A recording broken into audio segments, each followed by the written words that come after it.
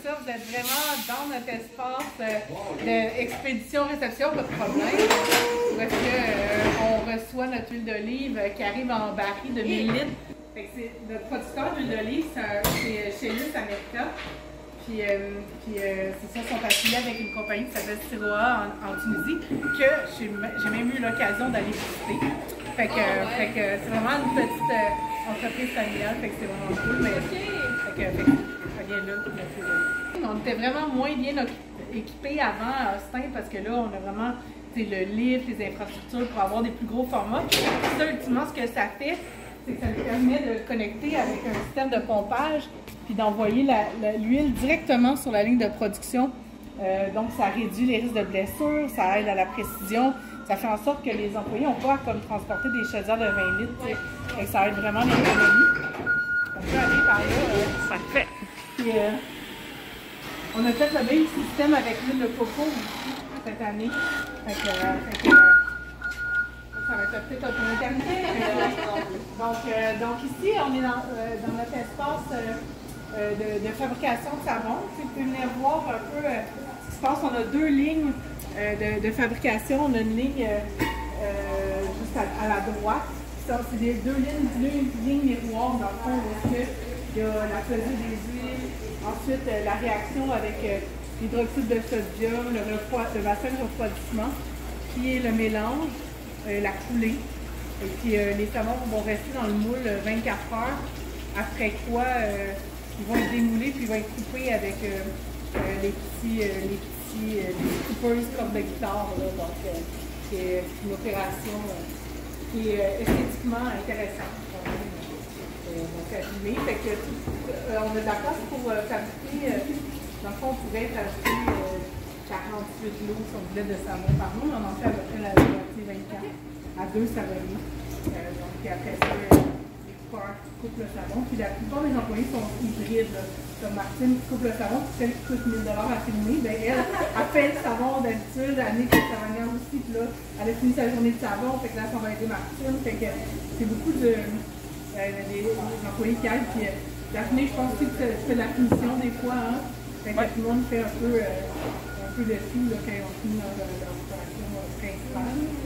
Puis une fois que le savon est coupé avec la super coupeuse, on s'en va la mettre dans le séchage, que ça vaut vraiment la peine de faire le tour là, parce que c'est comme la version savon de la cave d'affinage de fromage. C'est pas mal la même chose. Fait que le savon, il est en cure, on dit qu'il cure en anglais, il sèche.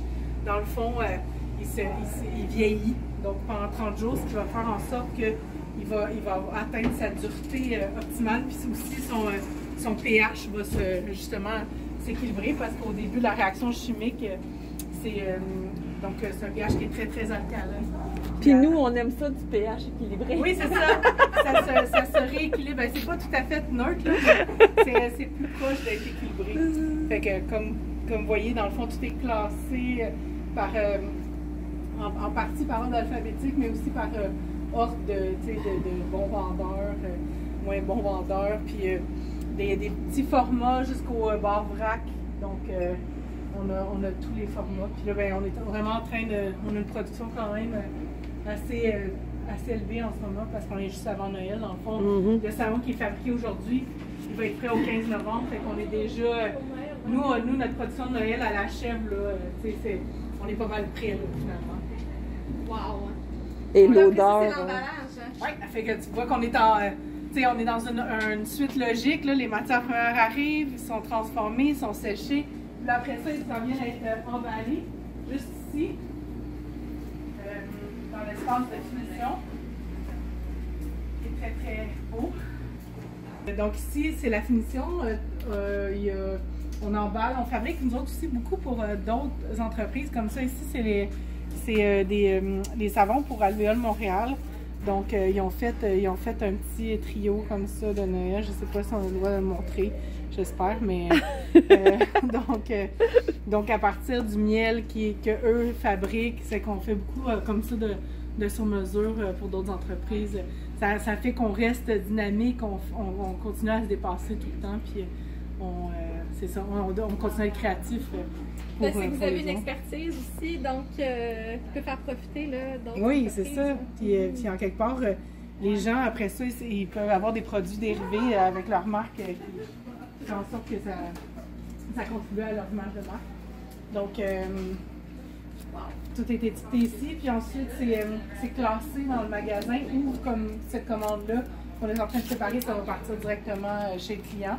Fait que dans le magasin, tout est arrangé pour faciliter, optimiser la préparation des commandes, que ça soit le plus facile, rapide, aisé, adéquat possible, qu'on manque le moins possible de stock. On voit la réutilisation des boîtes Bernardin. Oui, nous, il n'y a pas de gaspillage. Fait que là, tu vois qu'on a fait du bon travail cette semaine parce qu'on n'a plus rien à faire. Lundi, on va arriver puis il va y avoir plein de commandes à préparer parce que tout ce qui va être rentré dans la fin de semaine. Fait qu'encore là, on se sert vraiment de tout jusqu'à la fin, tout ce qu'on peut. Puis ici, c'est les commandes, soit qui sont... on sert beaucoup des bacs jaunes pour les commandes de la poste. Fait que en attente d'être préparé, puis après ça, c'est ce qui est en attente de partir, là, qui part par transporteur. Ici, c'est des commandes qui sont chez les particuliers. Là, on fait toujours des petits dessins. Les filles, ils personnalisent les commandes. Donc après ça part. Donc, Fait que si par la porte, les camions pour venir chercher les... Oui, c'était ça notre idée au départ, mais finalement, on aime mieux quand il y a juste une porte qui s'ouvre. Donc, la plupart du temps, on amène les chariots de l'autre côté. Là. OK. C'est plus adéquat comme ça. Puis l'hiver, il fait froid. En tout cas, c'est moins... OK. Puis je vais vous montrer les bureaux parce que là, ça, c'est nouveau de cette année. Vous allez voir que nos employés sont chanceux. Il y en a très peu qui travaillent le vendredi, surtout l'après-midi. Donc, on a une belle petite salle de conférence ici. Ça, c'est vraiment nouveau. Là. On a emménagé en juin avec une terrasse. On peut aller voir la terrasse tout de suite. Le mur des célébrités, on est en train de le réinstaller. C'est tous nos employés. Il en manque, là, parce que ça bouge beaucoup. On en a des nouveaux. Ici, c'est notre petite, modeste terrasse. Toute petite, mini, qui vient juste d'être construite. Ouais, c'est ça. On s'est dit, on va la faire grande, comme ça, si on continue d'être en distanciation, au moins, oui! Peut-être dehors en même temps. Puis le jeudi, on fait un petit peu, là, pour que ça soit agréable. Là. Donc, pour la directrice de production. On est en vidéo, fait que je mets pas mon masque. Ressources humaines ici. Sinon, je vais me faire chicaner. Fait ça, marketing, vente, puis mon bureau. Fait que, ça ressemble à ça, notre petit univers.